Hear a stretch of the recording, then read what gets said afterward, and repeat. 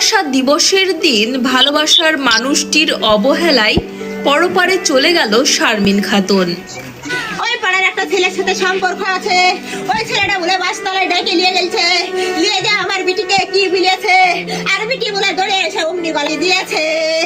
আমি বাড়িতে ছিল, সারাক্ষণ শারমিনের আশেপাশে ঘোরাফেরা করত, কখনো চোখের আড়াল হতে দিত না, স্কুলে বাড়িতে। তারপরেও কেন যে এমন হলো? 1 বছর থেকে জ্বালাই গো, মাথা ঠিক হয় না।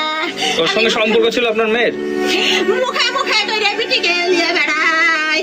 ওই ছেলে কি বলেছে আমি জানি না, ওখানকার লোকগুলো দেখেছে, ওখানে এটাকে নিয়ে যাতে বাসতলায় ডেকে নিয়ে যে কি বলেছে, আর অমনি ধরে এসে আমার বিটি গলায় দিয়েছে।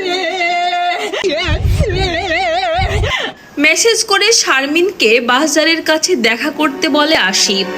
তারপরে দুজনের মধ্যে কথা কাটাকাটি হয়। তারপরেই দৌড়ে গিয়ে ঘরের দরজা বন্ধ করে এমন দুঃসাহসী সিদ্ধান্ত নেয় শারমিন।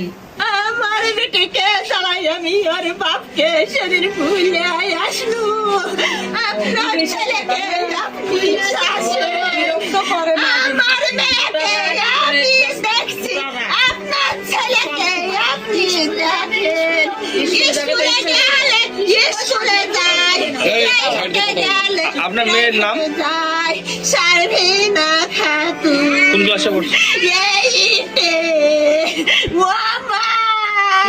হয়তো ছোট্ট মনে ব্যথা দিয়েছিল ছেলেটি, যা কোমল মনে মেনে